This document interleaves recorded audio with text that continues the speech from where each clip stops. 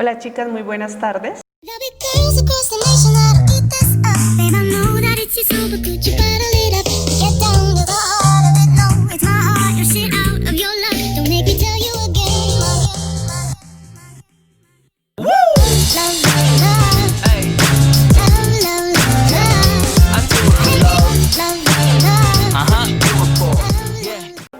Para el día de hoy tenemos un tema muy importante, no sin dejar atrás los anteriores que hemos visto, que pues también son una base fundamental en el proceso del conocimiento de cuáles son las leyes, de cuáles son las normas que protegen a nuestros niños, ¿cierto?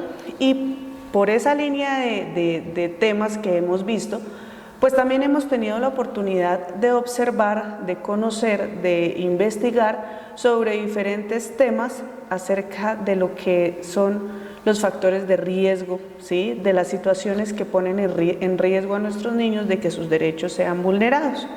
Pero entonces, en el día de hoy vamos a conocer cómo detectamos que un niño está siendo víctima de vulneración de derechos.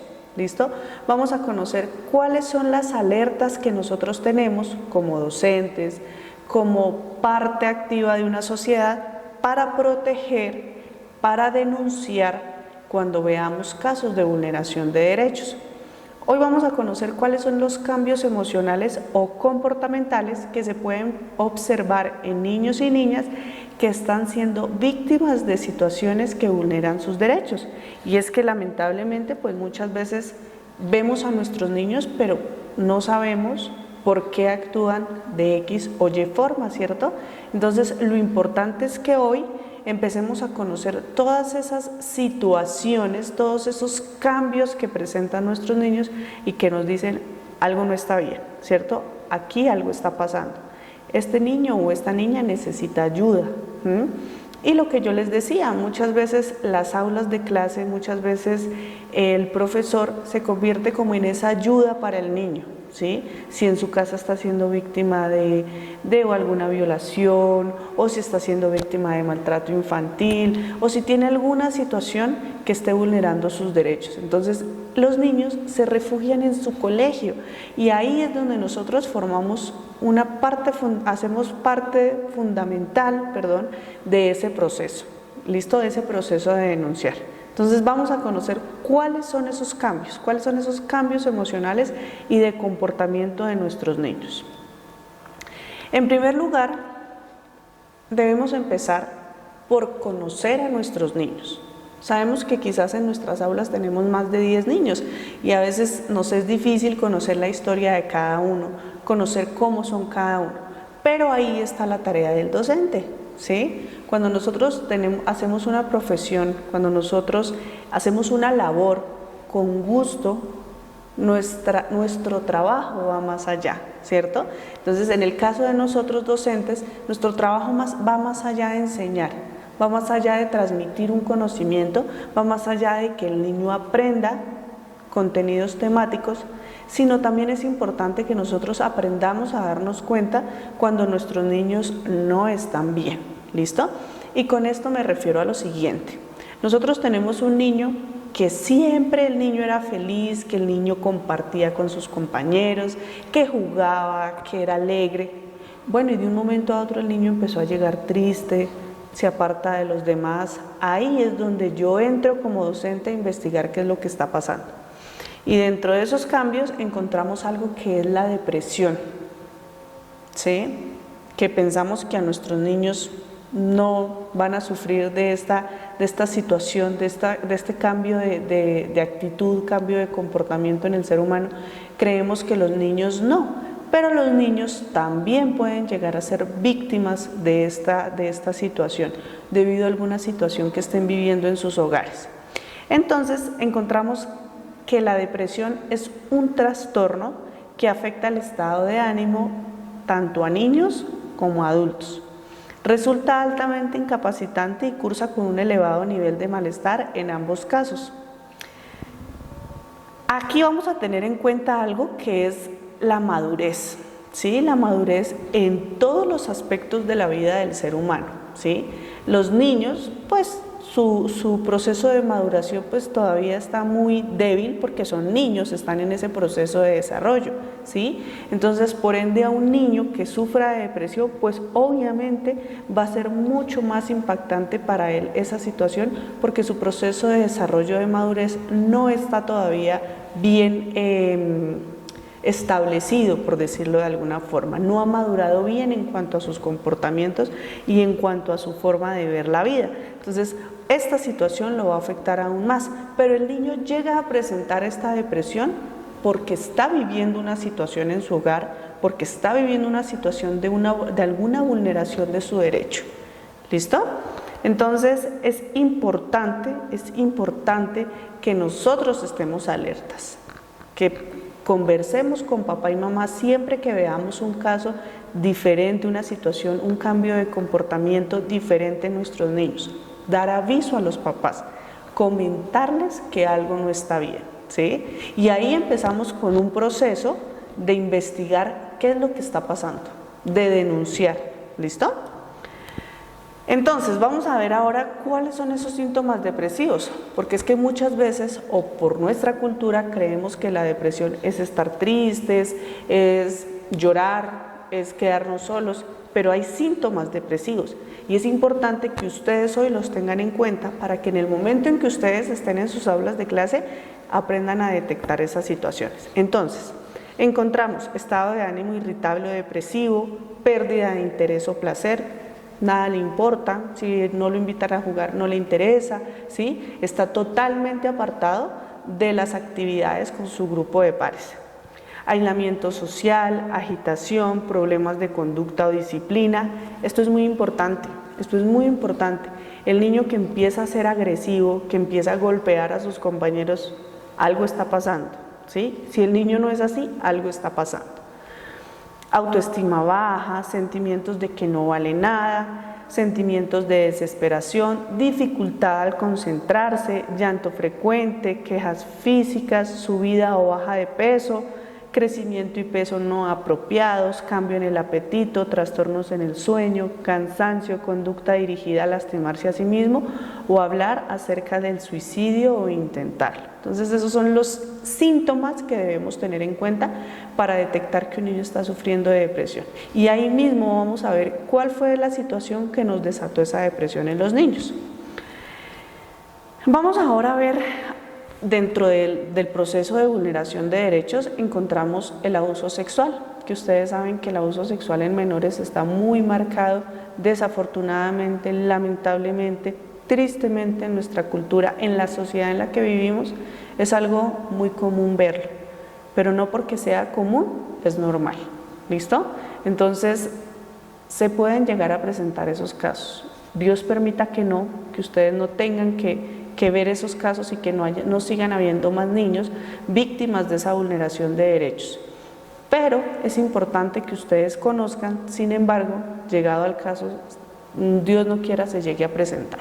Entonces, tenemos consecuencias psicológicas del abuso sexual infantil. Cuando ocurre esta situación, los niños presentan cambios emocionales, empiezan a presentar cambios en su relación con los demás, cambios en su conducta y adaptación social, cambios en toda la parte funcional del niño y cambios obviamente en su desarrollo psicosexual del niño.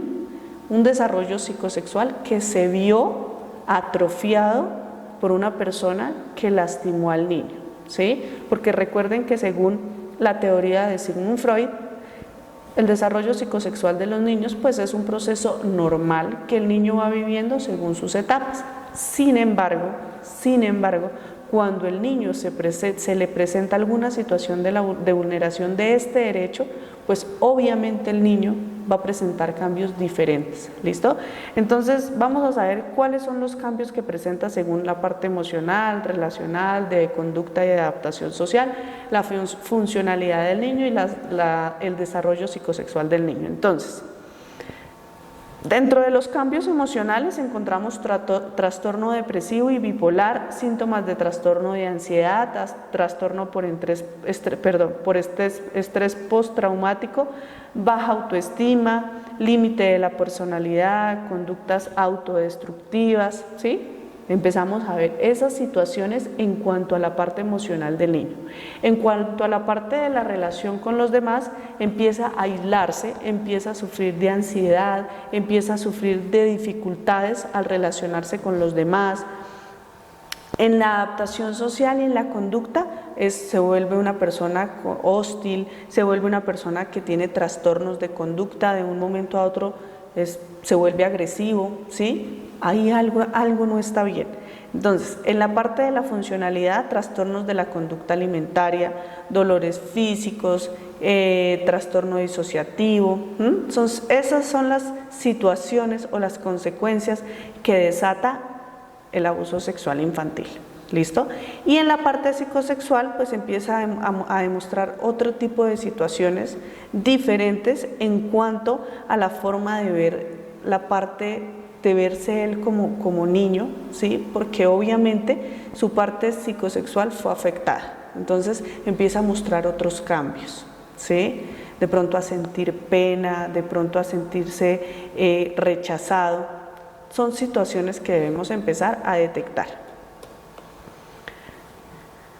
Los niños siempre van a demostrar en sus actitudes y en sus comportamientos que quizás fue abusado sexualmente. Y ahí es donde esas señales nos deben a nosotros alertar. Y no solo alertar para conocer la situación, sino nos deben alertar para denunciar. ¿Listo? Para denunciar. Ya dentro de todo el proceso que hace el ICBF, dentro de todo el proceso que hacen las entidades encargadas de restablecimiento de derechos y todo este proceso del cual ya hemos venido hablando, pues se encargarán de que el niño empiece a hablar sobre lo que le sucedió, quién lo lastimó, en fin. Pero entonces, dentro de los síntomas de abuso que encontramos, los niños no nos lo van a manifestar quizás de forma verbal, porque el niño va a sentir pena, ¿sí? Y quizás él se va a sentir culpable de esa situación. No nos lo va a manifestar verbalmente. Quizás no se le vaya a acercar a usted a decirle, mira, profe, me pasó tal cosa. Pero sí usted empieza a observar en el niño diferentes situaciones, como cuáles. Empieza a tener pesadillas. De pronto nosotros como docentes no lo podemos ver porque no estamos con el niño en su hogar, pero sí podemos empezar a ver estas otras situaciones. Se vuelve agresivo, manifiesta rechazo a asistir a algún lugar en específico. Al jugar demuestra o representa o dramatiza escenas lascivas, comparte mensajes en sus redes sociales con depresivos o de ira. Quizás esto no lo encontraremos en la etapa de la primera infancia, ya de pronto en la etapa de la adolescencia, esto de compartir mensajes en sus redes sociales, pero pues son síntomas de posible abuso sexual. Bajo rendimiento académico, se aísla de su entorno completamente, tiene marcas, golpes o arañazos en la piel, moja la cama en las noches, manifiesta rechazo a saludar a determinado pariente o conocida. Muy pendientes de eso, niñas. En el proceso, en el proceso académico que nosotros vivimos a diario con los niños, aprendemos a conocerlos muy bien, muy bien. Quizás pueden ser lo que les decía al principio de este video, quizás pueden ser 20 niños que ustedes tengan en el aula de clase, pero aprendemos a conocer a cada uno, aprendemos a conocer ese pequeño mundo de cada niño. Y en ese conocimiento está la clave de yo saber cuando el niño me empieza a mostrar diferentes síntomas de que algo está pasando, de que algo le está sucediendo.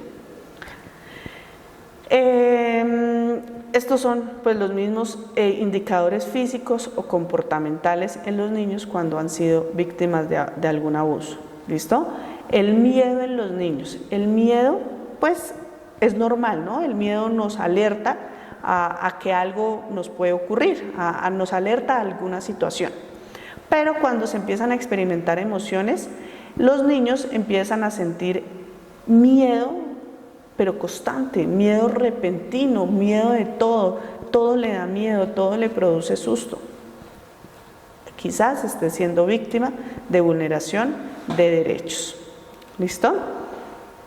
Encontramos también trastornos de estrés postraumático, que pues es lo que se deriva después de esa situación de trauma que se generó de alguna situación de la vulneración de derecho del niño. ¿Listo? Los trastornos, encontramos los trastornos de estrés agudo y postraumático, que son reacciones a hechos traumáticos o abrumadores que incluyen recuerdos repetitivos e intrusivos sobre el hecho, así como embotamiento emocional y aumento de la tensión o del estado de alerta.